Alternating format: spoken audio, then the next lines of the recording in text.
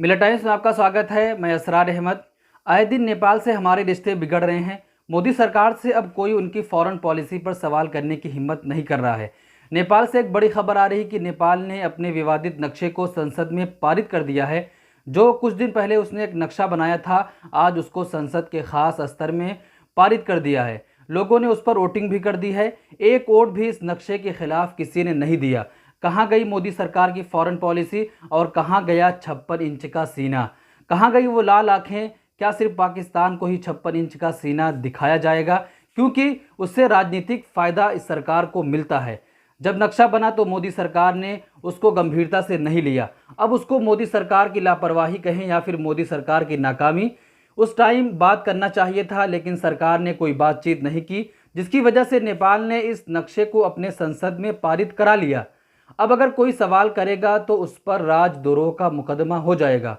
विनोद दुआ को देख लीजिए, उनके साथ जो कुछ हो रहा है वो बहुत ही भयानक है। कहाँ गए मोदी सरकार के डंका बजने वाले संबंध? कहाँ गई हमारी फॉरेन पॉलिसी?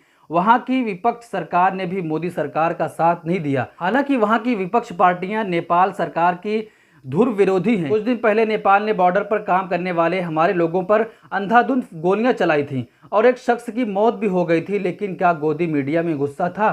क्या गोदी मीडिया ने उस पर भी सरकार से सवाल पूछा था? क्या किसी ने सरकार से फॉरेन पॉलिसी के बारे में सवाल किया? क्या लाल आंख दिखाने का वादा करके सरकार बनाने वाले नेपाल को आंख दिखाने की हिम्मत कर पाए? कहाँ चला गया गुस्सा? कोई चर्चा क्यों नहीं हो रही है?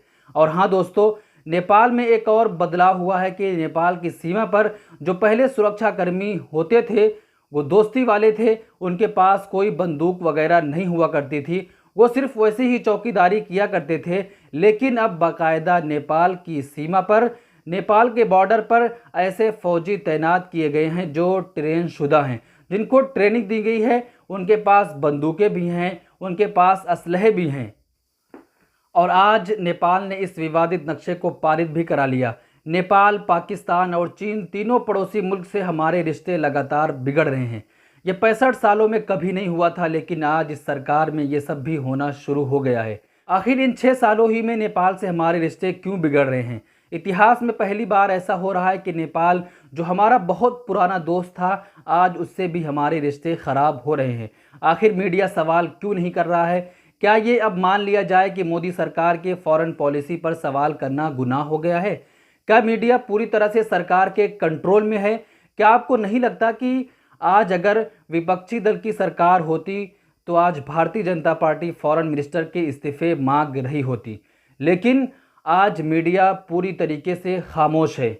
एक तरफ से चीन हमारे ज़मीन पर कब्जा करते चला आ रहा है, तो एक तरफ से पाकिस्तान अपने नाकाम अज़ाइम के साथ हमारे जवानों को मारता रहता है। तो वो नेपाल, जो हमारा बहुत ही पुराना दोस्त था, आज उससे भी हमारे रिश्ते बिगड़ जा रहे हैं। लेकिन सरकार उस पर कुछ भी नहीं बोल रही है। सरकार पूरी तरीके से खामोश है। तो दोस्तों, आप सवाल पूछते रहिए, सरकार से सवाल पूछिए। सरकार की फॉरेन पॉलिसी कहाँ गई? सरकार का वो 56 इंच का सीना कहाँ गया जो पाकिस्तान के लिए हमेशा तैयार रहता है? पाकिस्तान के लिए इसलिए तैयार रहता है क्योंकि पाकिस्तान से उनकी राजनीति चलती रहती है। पाकिस्तान पर अगर वो चुप हो गए तो उनकी राजनीति बंद हो जाएगी। लेकिन चाइना और नेपाल के सामने ये 56 इंच का सीना काम नहीं आता है। अगर आप सवाल पूछना छोड़ देंगे तो लोकतंत्र खत्म हो जाएगा। आपके सवाल करने ही से लोकतंत्र जिंदा है। आप सवाल करते रहिए और सरकार की जो नाकामियां हैं उसको उजागर करते रहिए। अगर आपको वीडियो अच्छी लगी तो दूसरों तक भी पहुंचाइए और सरकार के जो बड़े बड़े जिम्मेदार हैं उनको टैग कीजिए, क्योंकि आज मीडिया पूरी तरीके से खामोश है। मीडिया सिर्फ उन्हीं तथ्यों को दिखा रहा है जो सरकार के पक्ष में हैं। अगर सरकार के विरोध में कुछ हो रहा है तो मीडिया पूरी तरीके से खामोश दिखाई दे रही है। मिलत टाइम्स की वीडियोस देखने के लिए यहाँ क्लिक करके सब्सक्राइब करें और हाँ, बेल आइकन जरूर दबाएं। अगर फेसबुक पर देख रहे हैं तो पेज लाइक करें।